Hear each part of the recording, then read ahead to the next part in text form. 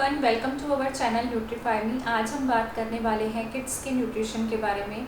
आज children's day है, सो मैंने सोचा ये टॉपिक बहुत अच्छा रहेगा।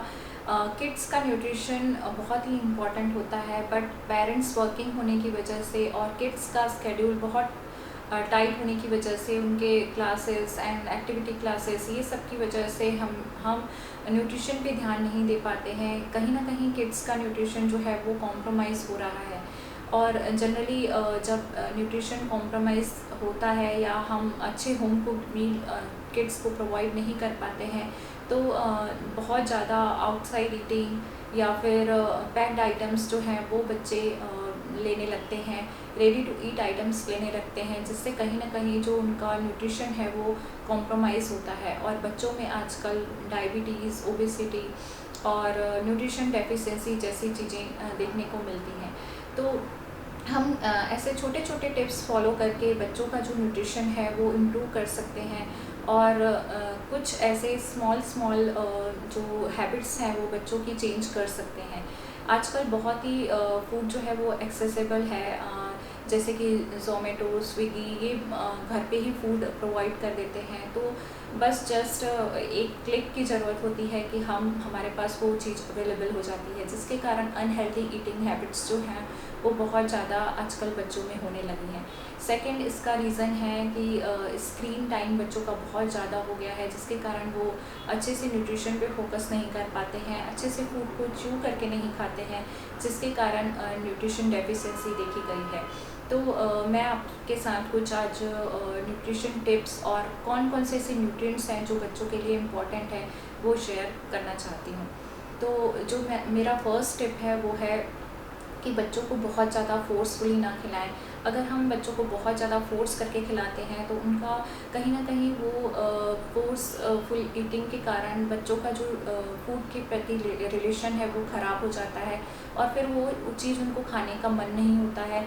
या फिर बहुत ज़्यादा फोर्सफुल ईटिंग के कारण बच्चे ओवर ईटिंग की तरफ ज़्यादा जाते हैं। जैसे उन्हें लगता है कि हाँ, अगर हम ज़्यादा भी खा लेंगे तो कोई प्रॉब्लम नहीं है, तो फिर आगे चल के वो ओवर ईटिंग में कन्वर्ट हो जाता है, जिससे बच्चों में ओबेसिटी देखी जाती है। तो बहुत ज़्यादा फोर्सफुल ईटिंग बच्चों में नहीं करनी चाहिए। बच्चों को अगर भूख लगती है तो वो ऑटोमेटिकली खा लेते हैं। अगर बच्चे एक टाइम का मील स्किप करते हैं तो दूसरे टाइम में वो अच्छे से खा लेते हैं, तो हमें बहुत ज़्यादा चिंता करने की ज़रूरत नहीं है।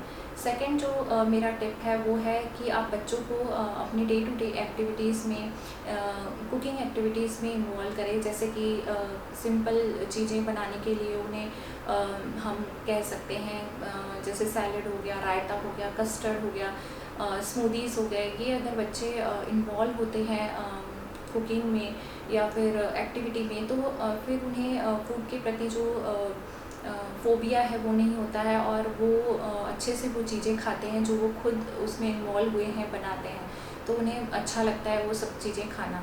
थर्ड जो मेरा टिप है वो है कि बच्चों को शॉपिंग लिस्ट बनाने के लिए, ग्रोसरी शॉपिंग लिस्ट बनाने के लिए, या जब हम बाहर जाते हैं वेजिटेबल्स लेने के लिए तब भी इन्वॉल्व करें, जिससे बच्चों को एक न्यूट्रिशन और बच्चों को फूड के लिए जो रिलेशन है वो क्रिएट होता है, और बच्चे वो चीज़ें खाना पसंद करते हैं। तो अगर हम उन्हें इन्वॉल्व करते हैं चीज़ों में तो वो ऑटोमेटिकली वो चीज़ें करते हैं। बट अगर हम उन्हें एक लेक्चर की तरह बोलते हैं ये खाओ वो खाओ, तो फिर वो उनका जो फूड की तरफ है इंटरेस्ट वो चला जाता है। तो ये सारे प्रैक्टिकल टिप्स हैं जो अगर आप फॉलो करेंगे तो आपके बच्चे जो हैं वो न्यूट्रिशन अच्छे से लेंगे, और आपको ज़्यादा एफ़र्ट्स नहीं डालने पड़ेंगे। नेक्स्ट टिप जो मेरा है वो है कि स्क्रीन टाइम जो है उनका कम कीजिए, और स्पेशली जब बच्चे खाना खाते हैं तब उन्हें स्क्रीन मत दीजिए, सामने स्क्रीन नहीं होना चाहिए, जिससे उनका जो मैंने पहले भी बताया कि बच्चे अच्छे से फूड को च्यू नहीं करते हैं, बहुत जल्दी जल्दी गल्प करके खाते हैं, जिससे उनका डाइजेशन जो है ख़राब हो जाता है, जिससे न्यूट्रिशन डेफिशिएंसी होने के चांसेस रहते हैं। तो ट्राई करें कि जब आप बच्चे खाना खाते हैं तो आप उनके साथ बैठें, या एक फैमिली जो डिनर या फिर लंच आप अगर साथ करते हैं तो साथ बैठकर खाएं। बट टीवी या फिर गैजेट के सामने अगर बच्चे खाते हैं तो बहुत आगे जाके प्रॉब्लम हो सकती है। नेक्स्ट स्टेप ये है मेरा कि आप बच्चों को रिवॉर्ड्स ना दीजिए। जैसे उन्होंने कुछ एक हेल्दी फूड खाया तो उसके बदले में अनहेल्दी चीज़ें, आइसक्रीम, चॉकलेट हम ऑफ़र करते हैं, जो कि एक बहुत ही गलत हैबिट है। पेरेंट्स जनरली ऐसा करते हैं, तो आप ये अवॉइड करें। रिवॉर्ड के इसमें आप उन्हें अप्रिशिएट कर सकते हैं, आप उन्हें और कुछ दे सकते हैं, बट हेल्दी फूड की जगह पे अनहेल्दी फूड ऑफ़र करना विच इज़ कम्प्लीटली रॉन्ग। तो आप वो उन्हें ऐसा ऑफ़र मत कीजिए। बच्चों का न्यूट्रिशन जो है वो बैलेंस्ड मील उनकी होनी चाहिए, जैसे कि उनके डाइट में 2 से 3 फ्रूट्स डेली रूटीन में होने चाहिए, वेजिटेबल्स 2 से 3 वेजिटेबल्स उनके डेली रूटीन में होने चाहिए।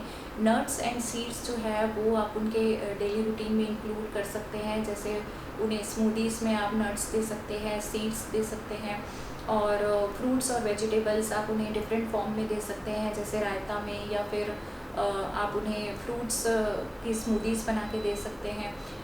वेजिटेबल्स भी आप पराठा, पूरी, या फिर आप उन्हें इडली, वेजिटेबल पुलाव के फॉर्म में उन्हें ऑफ़र कर सकते हैं। तो कंप्लीट न्यूट्रिशन बच्चों का होना चाहिए, होम कुक्ड मील्स होने चाहिए। डेयरी प्रोडक्ट्स में आप उन्हें कर्ड, बटर मिल्क और योगर्ट, जैसे स्वीट योगर्ट्स आजकल घर में हम बना के फ्रूट्स डाल के योगर्ट में दे सकते हैं।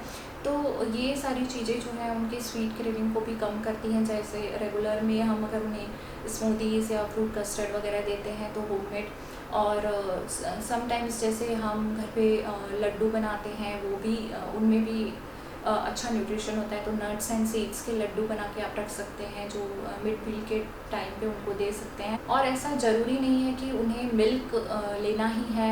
मिल्क के फॉर्म में आप कुछ डिफरेंट दे सकते हैं, जैसे कि दही दे सकते हैं, कर्ड वगैरह इंक्लूड कर सकते हैं। प्लेन मिल्क देना बहुत ज़रूरी नहीं होता है बच्चों को। तो आप मिल्क किसी भी फॉर्म में उन्हें दे सकते हैं।